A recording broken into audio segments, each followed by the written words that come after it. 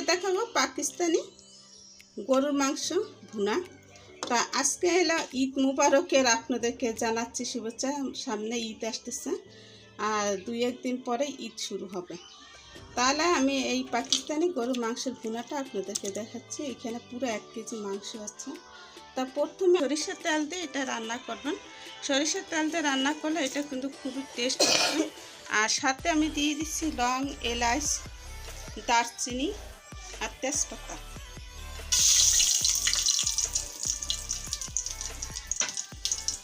তারপর দিয়ে দিব পেঁয়াজ।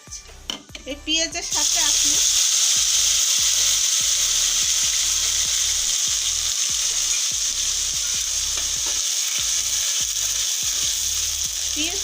আছে দারচিনি, এলাচ, লং, তারপর আপনার জয়রতি, জয়ফল, পোস্তদানা একসাথে, গোলমরিচ একসাথে ব্লেন্ড করে নিয়েছি। যেন এটা সময় লাগে তার জন্য আমি এটা একটু করে নিয়েছি। তা আপনারা যদি এভাবে করে নেন তাহলে ভালো হবে, আর যদি না করে নেন তাহলে ওরকম করে নেবেন। তা এখানে পেঁয়াজ আর ওগুলো সব মশলা একসাথে দিয়ে দিলাম। আর এখানে একটু পেঁয়াজ কুচিটাও দিয়ে দিলাম। আমি পেঁয়াজ কুচিটা আর একটু পরে দিয়ে দিব।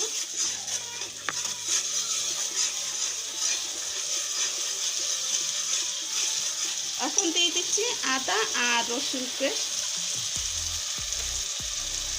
এখানে 2 টেবিল চামচ রসুন আর আদা পেস্ট। তারপর এক এক করে সব মশলা এখন দিয়ে দিচ্ছি। যেহেতু লাল ভুনা হবে, এটা পাকিস্তানি লাল ভুনা, সেজন্য এখানে লাল মরিচটা দিয়ে দিচ্ছি। লাল মরিচটা আপনাদের নিজেদের পছন্দ অনুসারে। আর একটা জিনিস খেয়াল রাখবেন, যেটা হলো আপনারা গোলমরিচ যেটা দিয়েছেন পেঁয়াজের সাথে, সেটা কিন্তু এটা মাথায় রেখে তারপর কাজটা করতে হবে, নাহলে কিন্তু ঝালে কেউ খেতে পারবে না, এমন অবস্থা হবে। তারপর দিয়ে দিচ্ছি আপনার এখানে হলুদ আর কি লবণটা স্বাদ অনুসারে বুঝে শুনে দেবেন। আর দিয়ে দিচ্ছি হলুদের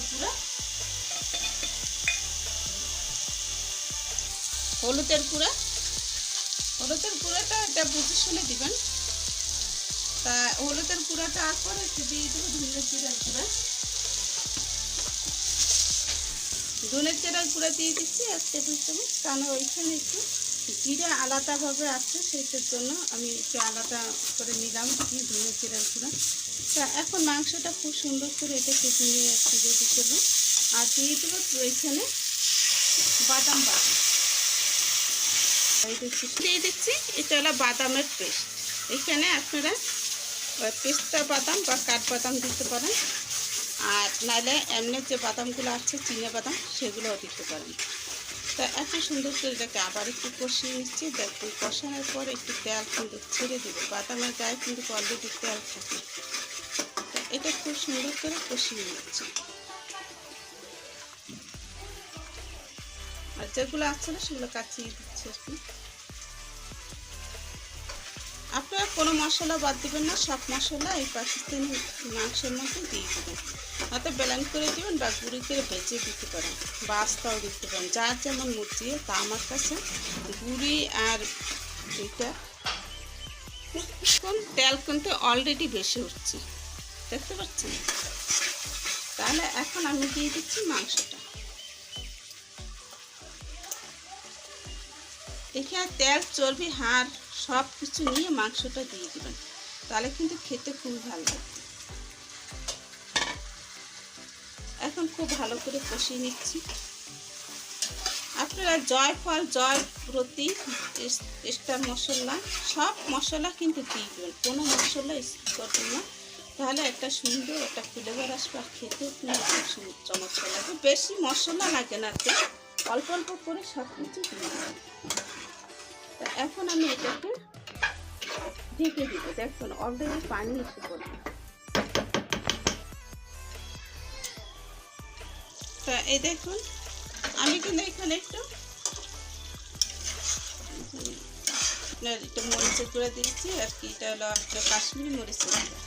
তা এটা দিলে একটু রঙটা আরও সুন্দর হবে।